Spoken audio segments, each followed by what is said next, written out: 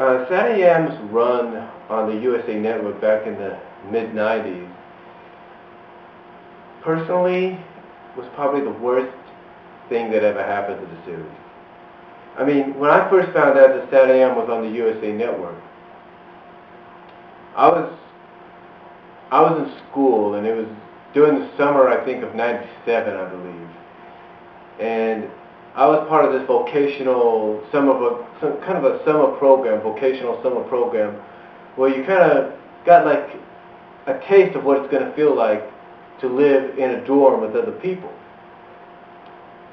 And I lived in this kind of like apartment complex with some other guys, some other guys and everything.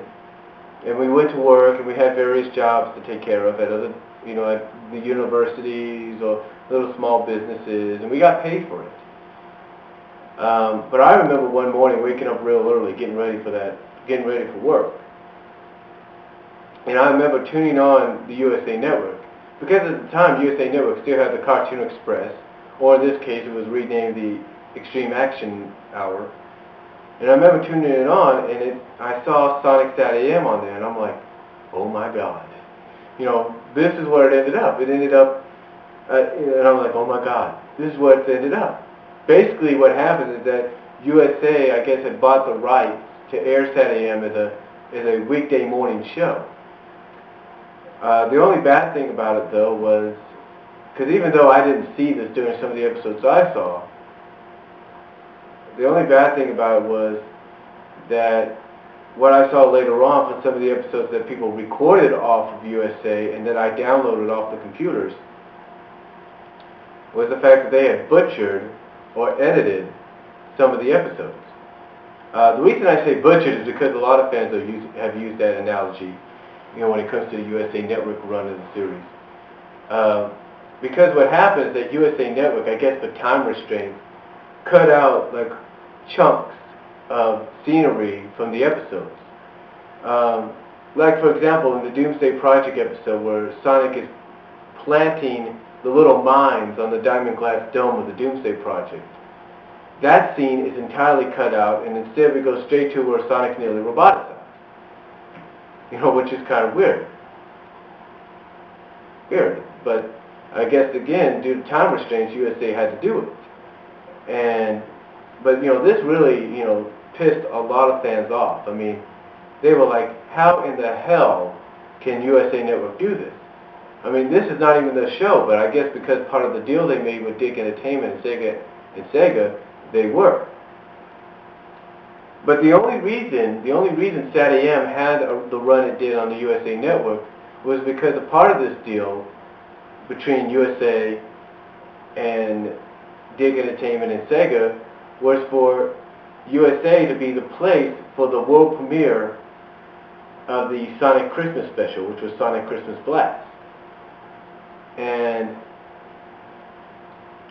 that, again, was the only reason the show, that SatAM and Adventures, believe it or not, was shown on the USA Network, because the fact that Christmas Blast, which was a combination of SatAM and Adventures, was first originally going to air, make its debut.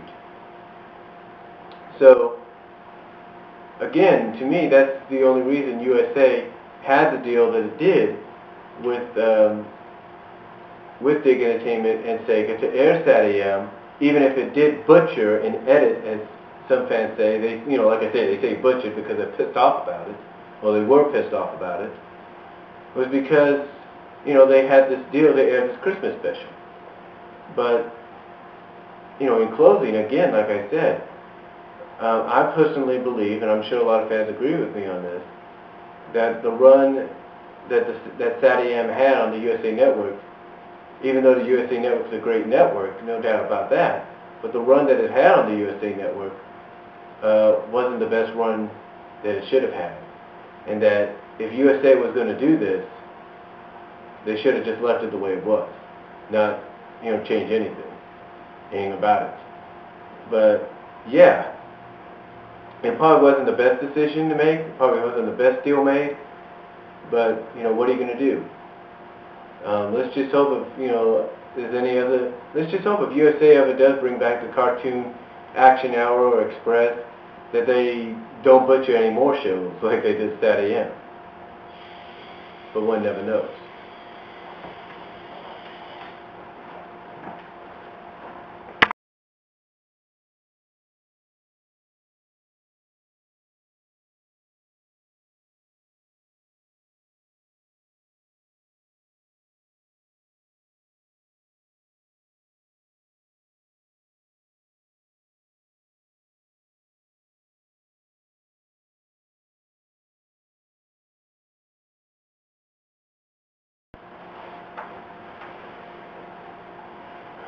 Did SatAM inspire the stories that currently run in the comics? Honestly, hell yeah. And why do I say that? Well, like I mentioned earlier, Ben Hurst said in an interview that some of the plans that he had for the third season were to, have Tails discover some new power, was to develop a love triangle, was to have Snively ascend and then descend and join the Freedom Fighters. And you know what? All this that he had planned for the third season took place in the comic book. Tails discovers his power in the comics, as we've seen. We have seen various love triangles between Sonic, Sally, and a character named Jeffrey St. John, who's like the leader of the Secret Service.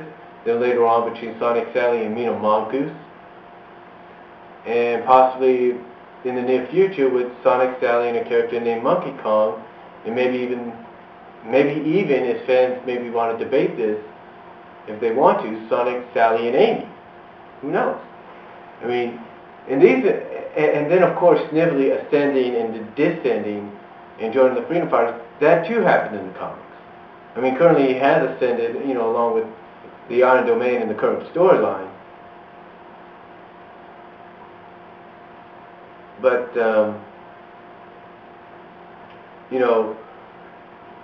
honestly, again, I truly believe SatAM inspired many of the stories that you see in the comics. Because originally, you look at issue 0 of the Sonic the Hedgehog comic book, and Sonic and Sally, they meet in that issue while they're still teenagers, which doesn't make sense.